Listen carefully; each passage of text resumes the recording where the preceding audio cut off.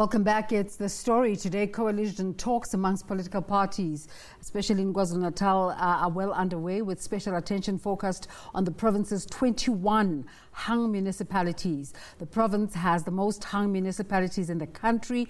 It's the first time since 1996 that the ANC will be forced to go into a coalition in the eThekwini municipality, an area regarded as a stronghold. The party lost its outright majority in the metro, receiving 42% of the vote, down from 56% in 2016. For more on this conversation, let's bring in political analyst Professor Bheki Mngomezulu. A very good morning to you, Professor Mngomezulu. Thanks for making the time.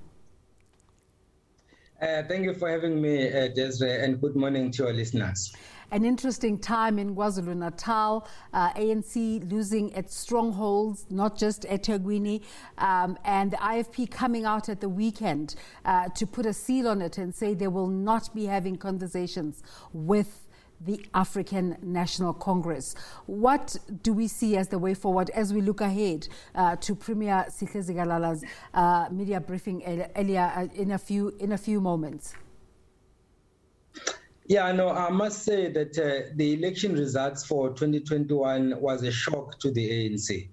As you just mentioned, in 2016, the ANC had 56% of the votes in eThekwini, and there was belief that they were going to do better even this time. But some of us had already mentioned that they might win eThekwini, but with a slight margin.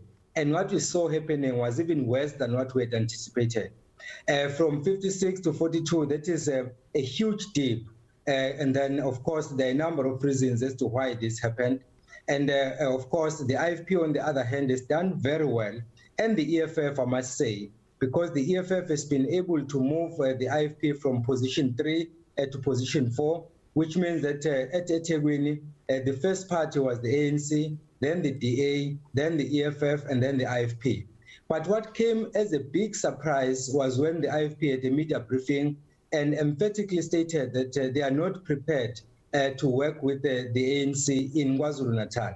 The most interesting part of it, Desiree, is not necessarily the fact that the IFP doesn't want to work with the ANC, because the Action SA has already made that pronouncement. The DA has made the same pronouncement. Freedom Front Plus have made the same pronouncement. What is surprising with the IFP is that they are saying they are not going to form a coalition with the ANC in KwaZulu-Natal. However, they are prepared to work with the ANC in other provinces. So that for me is a huge surprise. Only them know why they are saying that. I am surprised that you think it's a surprise, because even before election campaigning, you remember the IFP held a media briefing where they came out to say it wasn't an issue about the new Zulu King and issues related to that. And the ANC was not very happy, the IFP was not happy with how the ANC leadership was treating them there. And I find it interesting in that briefing over the weekend where they say the ANC has not been honest in the past. Is the IFP making the ANC pay for other issues in the province? Absolutely. In fact, if I had it my way, I wouldn't want to involve issues of the Royal House into KZN politics, because that one is very dangerous. And I think politicians will also appreciate that they must keep the Royal House out of the discussion. The only time that there was mention of the Royal House from our side as analysts was when the IFP used the picture of Isilo, Mrs. Zulu, KwaZulu-Natal. And then, of course, the party was very smart in that by retracting that particular picture immediately without arguing about it. So for me, I would be happy if they were to put the Royal House matters aside and only deal with their politics. If the IFP says that the ANC has not been honest, then they must stick to that, and they have reasons to say that. And then, of course, throw lessons from the 1980s, the 1990s, and all of that. It's fine for them to do so, and in fact, it's within their right to do so. But then, the reason why I'm saying it's a surprise, I would have been more comfortable if the IFP had said, we are not going to work with the ANC, full stop. just like Action SA has done, just like Freedom Front Plus has done. What is surprising for me, as I said, is the fact that they say they are not going to work with the ANC in KwaZulu-Natal particularly, but they are amenable to working with the ANC nationally, which then paints the picture that maybe the IFP is already eyeing for the province of KwaZulu-Natal in 2024, which will be within their right to do so, because all political parties have started already planning for 2024. So if their argument is that they are preparing for 2024, then I'm fine with that. So when the IEC released its results last week, they said the top three parties with the biggest gains nationally were the EFF. It had gained about 219 more seats to take it to 980 nationally. The Freedom Front Plus had gained about 153 more seats. The IFP came third. They've gained 122 more seats, giving them about 544 nationally. This begs two questions for me. The first is, what is the IFP going to do with this newfound power?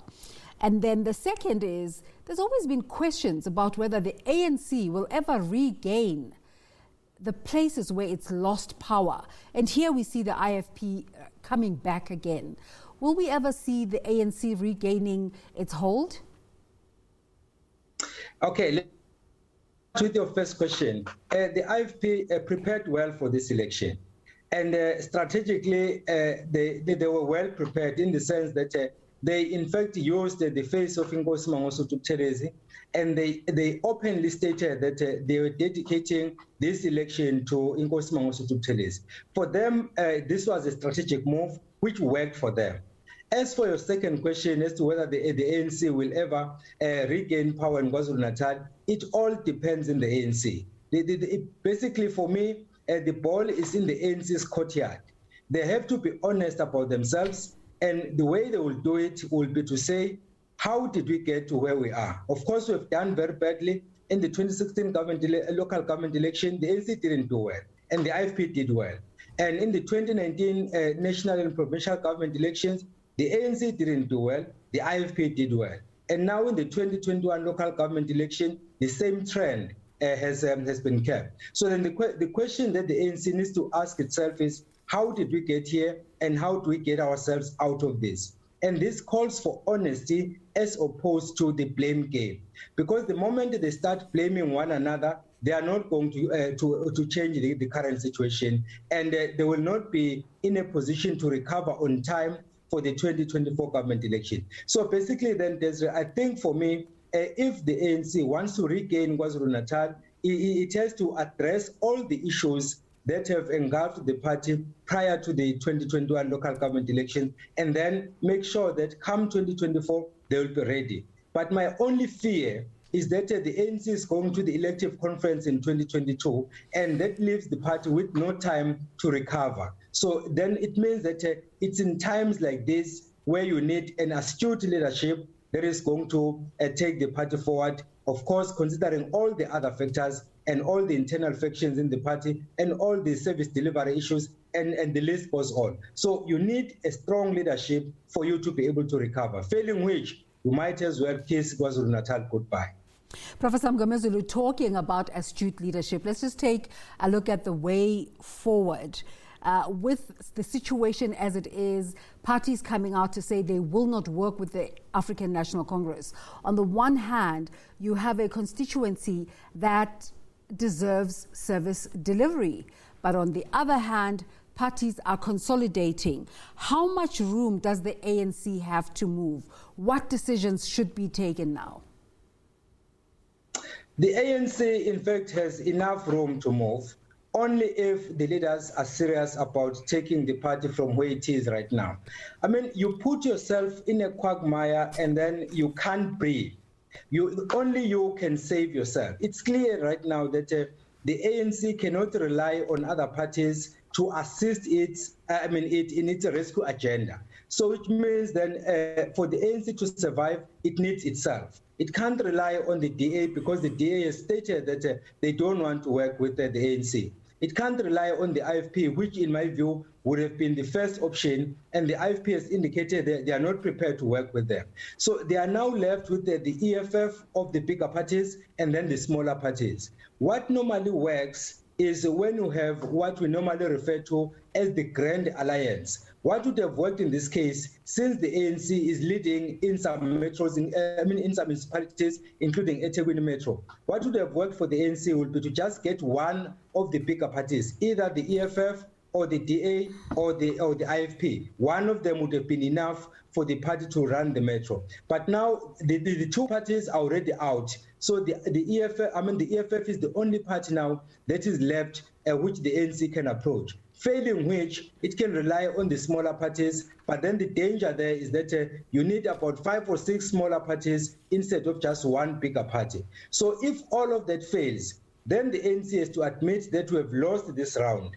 But then how do we prepare for the second round, which is the 2024 national and provincial government election? And the first step would be to assess what has happened and then do a post-mortem of this election, identify problem areas, and then make sure that when they prepare for the elective conference in 2022, they don't do what happened in 2017, where you go to an election, factionalized, because then it means that the party will have problems from within, and then come 2024, they'll go to that election more divided than they were in this election. So I think that the ANC has only itself to save. Nobody else would come to the ANC's rescue right now. The onus is on the leadership to then take or make the right decisions and make sure that they take the party forward, failing which history will judge them severely or harshly. Professor Mngomezulu is a senior lecturer and an academic, just helping us hold a crystal ball as we look forward to that media briefing by the KwaZulu-Natal Premier Sihle Zikalala, as we look ahead to him giving information about the reconstruction of councils in that province.